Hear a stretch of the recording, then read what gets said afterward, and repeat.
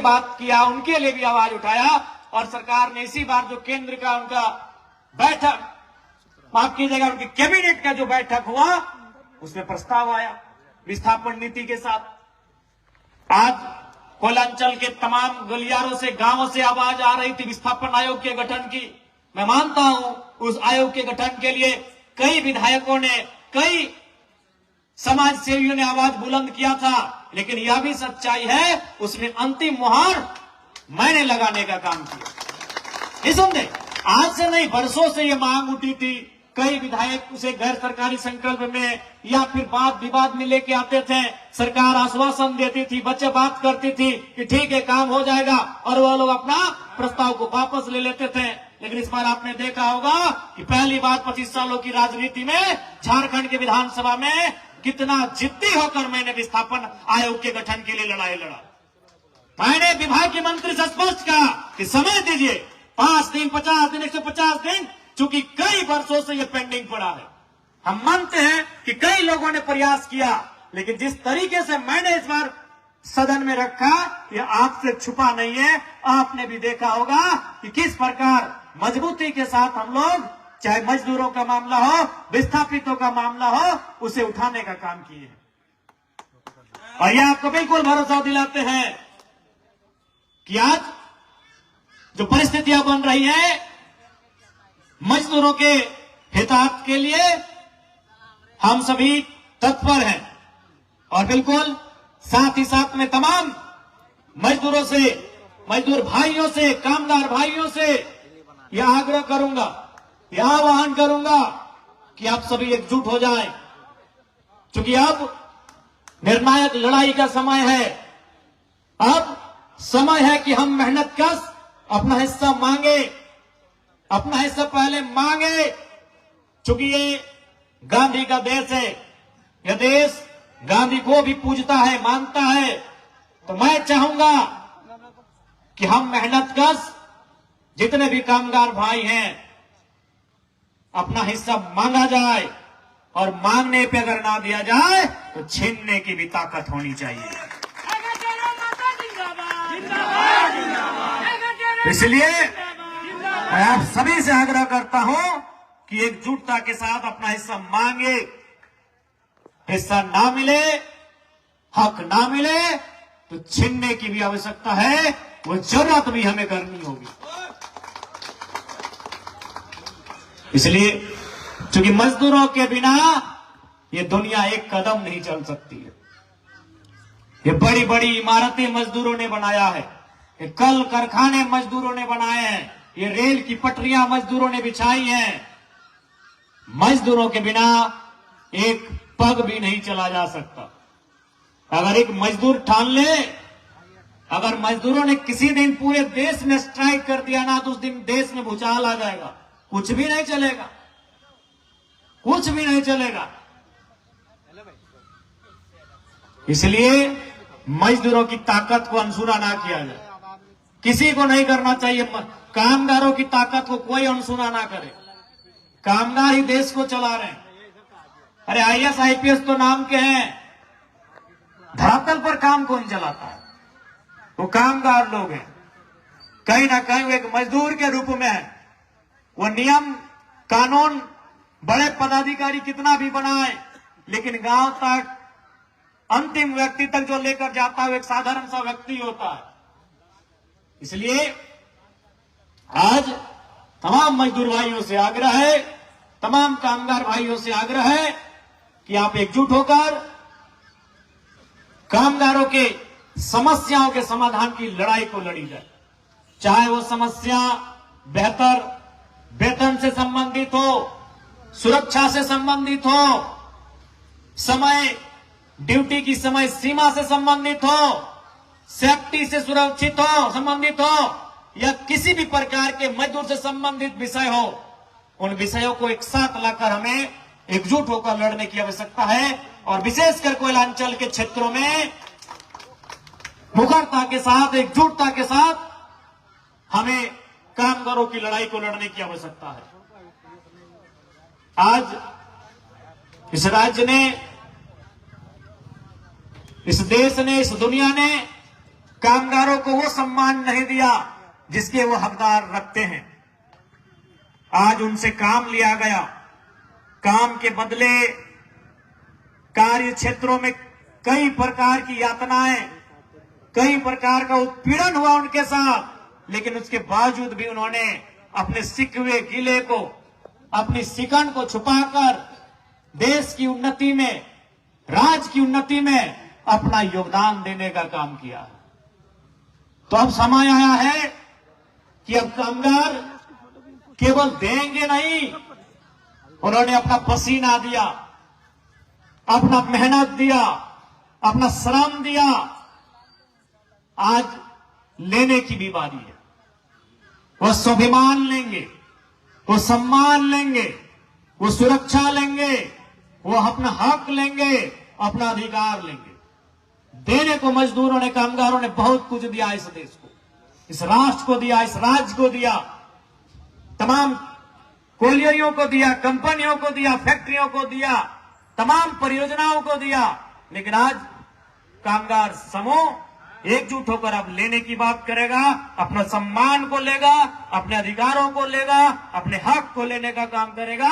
इसीलिए भारतीय क्रांतिकारी मजदूर संघ आप सबों के बीच न्याय के लिए आया है, आप सबों के बीच हक अधिकार की लड़ाई को बुलंद करने के लिए आया है, ये मैं आप सभी को बताना चाहूंगा।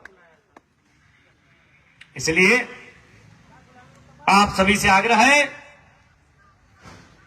कि अब समय है, एकजुटता का समय है, अपने हक अधिकार को सुरक्षित रखने का। और चूंकि सबसे ज्यादा अगर एकजुट किसी को रहना है तो कामगारों को रहना होगा।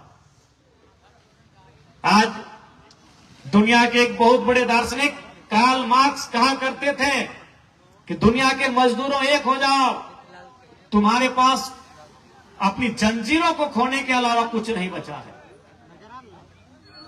आज पुनः हमें लगता है कि झारखंड, विशेषकर झारखंड के कोयलांचल के मजदूरों को एक होकर एक स्वर में अपनी आवाज को बुलंद करने की आवश्यकता है। कार्ल मार्क्स ने अपने जीवनी में एक वाक्य का जिक्र किया था कि वह जर्मनी के किसी जेल में गए हुए थे कैदियों से मिलने के लिए। तो उन्होंने वहां जाकर देखा कि कैदी लोग प्लेट अच्छा ना होने के कारण लड़ रहे थे। जो उन्हें खाना दिया जाता था जिन प्लेटों में, वो प्लेट अच्छा नहीं था, टूटी फूटी प्लेट थी, तो उसके लिए कैदी झगड़ा कर रहे थे, लड़ रहे थे। तो कार्ल मार्क्स हंसे, मुस्कुराए और बोले कि आप, तुम्हें अच्छा भोजन नहीं मिल रहा है, तुम उसके लिए लड़ रहे हो, अच्छी प्लेटें नहीं मिल रही, इसके लिए लड़ रहे हो। अगर लड़ना है तो आजादी के लिए लड़ो। इसलिए आज आवश्यकता है एकजुट होकर अपने हक अधिकार को लेने की, और उसके लिए भारतीय क्रांतिकारी मजदूर संघ आपके साथ खड़ा है। और आप आज ये कहने की बातें नहीं है, आप भी प्रबुद्ध लोग हैं, आपने भी कई बसंत, कई होली, कई दिवाली, कई ईद देखा है, आपने एक युग को जिया है। ये कहने की आवश्यकता नहीं है, लेकिन आज आप अनुभव करिए, इस झारखंड विधानसभा चुनाव के बाद मजदूरों के लिए किसी कंपनी के गेट के बाहर धरने पर कोई बैठा है तो हम सब बैठे हैं। कहीं देखिए, चाहे वो धनबाद रहे, बोकारो रहे, या रामगढ़ रहे, या कोल्हान रहे, अगर कहीं कोई मजदूर के लिए संघर्ष कर रहा है, मजदूर के हिस्से की लड़ाई लड़ रहा है, तो वहां हम हैं। आप देख सकते हैं, बाकी लोग चुनाव के समय आते हैं और फिर चुनाव आने के समय लोगों के बीच आते हैं। आप बताइए, कहीं भी कोई भी मजदूर के साथ घटना घटे, पहले तो मैं ईश्वर से, रब से, खुदा से, बुढ़ा बाबा से प्रार्थना करता हूं कि कोई ऐसी घटना ना घटे, कि किसी भी कामगार के साथ ऐसी कोई घटना ना घटे। लेकिन अगर बाय चांस घट जाता है तो सबसे पहले हमें याद करते हैं, क्योंकि उनको मालूम है कि उस घटना स्थल पर आने का साहस अगर किन्हीं में है तो हम सबों में है। आज मैं आपके बीच आया हूं, मेरे पांव में फ्रैक्चर है। अरे हमारे विधायक सांसद अगर छींक आती है तो दिल्ली जाते हैं और 10 दिन वहां बेड रेस्ट करते हैं। उन मजदूरों को भी मालूम है कि रात 2 बजे अगर किसी को बुलाया जाएगा तो हमारा संगठन है। आप देख ले, कहीं किसी भी, चाहे 2 दिन धरना दो, 3 दिन धरना हो, आप तो देख ही रहे हैं। हाल ही फिलहाल बीसीसीएल जादू महतो की घटना आप देखे होंगे। 3 दिन तक डेड बॉडी पड़ी रही। तीनों दिन हमारे जेएलकेएम बीकेएमएस के साथी धरने पर बैठे रहे, पूरा परिवार बैठा रहा। यानी जब आपके साथ दुख घटता है तो मिलने हर कोई आता है, सांत्वना देने के लिए हर कोई आता है, लेकिन जब लड़ने की बात आती है, खड़ा होने की बात आती है, रात रात को जागने की बात आती है, तो केवल वहां जेएलकेएम और बीकेएमएस खड़ा है कि नहीं, आप देख लीजिए। कहीं भी आप जाके देखिए। कल ही आपका रामगढ़ में घटना घटा, कुछ दिन पहले बालीडी में हुआ था। जहीं भी अगर किसी के साथ कुछ हो रहा है तो वहां हमारी भूमिका ज्यादा है। ऐतिहासिक प्रेम महतो के गोलीकांड के बाद जो पहली बार कई वर्षों बाद बोकारो को पूरा पूरा बंद किया था, उसमें हमारा योगदान सबसे ज्यादा था। हाँ, सबका योगदान था, हम नहीं कह रहे थोड़ा थोड़ा था, लेकिन सड़कों में जो भीड़ थी, अब जाके आपको याद होगा वो दृश्य, वो भीड़ हमारी थी। इसलिए आपके हित के लिए, आपके हक हुकूक के लिए हम लोग सदैव आगे हैं, सदैव तत्पर हैं। लेकिन एक शर्त यह भी है, आपको भी मालूम है, लोकतांत्रिक देश है, और लोकतांत्रिक देश में एक ही कहावत है, जका थिन जितना मूड़ी थी हो वो उतना मजबूत हो। जितना मूड़ी जोड़िएगा राय जी, उतना मजबूत बनिएगा। ये लोकतंत्र का यही खेला है। ये राजा का राज नहीं है कि जिसका भुजा में जितना ताकत है तलवार घुमा के लड़ लिए, सर को धड़ से अलग कर दिए। ये लोकतांत्रिक देश है, यहाँ तलवार नहीं घुमाया जाता है, यहाँ मूड़ी की संख्या आपको तय करती है कि आप कितने ताकतवर हैं। ये सिरों की संख्या, जिंदा सिरों की संख्या तय करती है। आपके साथ खड़े होने वालों की संख्या तय कर सकती है, आपके साथ डटे रहने वालों की संख्या तय करती है आप कितने बलवान है। वो था, वो राजाओं का राज होगा था, वो अंग्रेजों से पहले था। जो जितना भाला उठा सकता था, जो जितनी विशाल कह तलवार को चला सकता था, उसका दमखम था। नहीं, अब चला गया वो। तलवारें घर में पड़ी है सबकी, आपकी भी होंगी एक आध। वो भाले घर में किसी कोने में होंगे, वो फरसे घर में किसी कोने में होंगे। ये लोकतांत्रिक युग है, और यहां जितना आपके पास संख्या बल है, जितने आपके पास मूड़ी की संख्या है, आप उतने पावरफुल है। इसलिए किसी भी आंदोलन को सक्सेस बनाने के लिए लोगों की भूमिका सर्वोपरि होती है। इसलिए मैं सबसे पहले अपने संगठन के तमाम साथियों से आग्रह करूंगा कि अपने आप को लोकतांत्रिक रूप से मजबूत बनाए। कहावत है, संघ है शक्ति कली युग है। ये कली युग है और यहां संघ में ही शक्ति है। आपके पास संघ है, आपके पास, आप अकेले थाना में चले जाइए, बड़ा बाबू रे में तेरे करके बाहर कर देंगे। और वही आप गेट के बाहर 50 को खड़ा करके जाइए, बोलेगा पहले चाय तो पी लीजिए ना, हल्ला तो आपका लड़का लोग था, बोलिए ना शांत रहे, थोड़ा चाय पी लीजिए, पानी पी लीजिए राय बाबू। ये संघ है शक्ति कलयुग है। इसलिए आपको किसी भी लड़ाई को लड़ना है तो संघ की आवश्यकता है, और हम सबों ने इसीलिए एक सही समय पर भारतीय क्रांतिकारी मजदूर संघ की स्थापना की है। अब इसे चलाना, संचालन करना आपका जिम्मा है। ये सबों का संघ है। जैसे आप कहते हैं ना, हम सबों के विधायक हैं, झारखंड में और भी विधायक हैं। आप देखिए उनके साथ आप कितने करीब जा सकते हैं, कैसे उनसे मिल सकते हैं। आपको लगेगा एक प्रोटोकॉल होता है विधायक का, लेकिन जब आप जयराम महतो से मिलते हैं तो भूल जाते हैं कि हम भी एक एमएलए हैं, कि हम भी एक इलेक्टेड एमएलए हैं। आप हमारे साथ मिलते हैं। अब तो देखने की है, कभी फोटो खींचा तो कोई गर्दन पकड़ के दाया बाएं घुमा दिया, और फोटो भरना। तो ये आपका संगठन है, इस संगठन से आपकी आस्था है, ये संगठन आपके घर का संगठन है, आपका है, इसे आप चलाएं।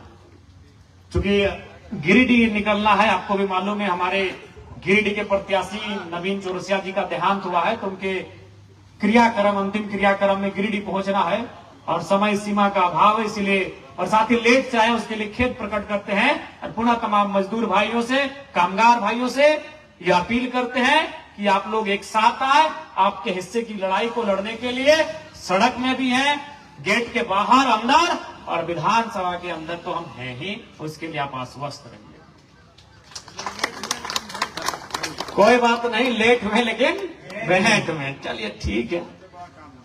और निसंदेह आपकी जो मांग है जारंग कोलियरी के अस्पताल को पूर्ण पहले के रूप में चलाया जाए, जारंग कोलियरी में डिपार्टमेंट और आउटसोर्सिंग कंपनी का भारी वाहन का परिचालन एक ही हॉल रोड में हो रहा है, उसे अविलंब बंद किया जाए। उपकरण विभाग के भारी मशीनों में पार्ट्स पुर्जे के कमी को देखते हुए अविलंब पार्ट्स पुर्जे की व्यवस्था किया जाए। जारंग कोलियरी में प्रबंधन के द्वारा मजदूरों को भेदभाव किया जा रहा है, उसे अविलंब बंद किया जाए। परियोजना में कार्यरत ठेका श्रमिकों को हाई पावर कमेटी के फैसले के अनुसार वेतन एवं सामाजिक सुरक्षा दिया जाए। निसंदेह इन मुद्दों के साथ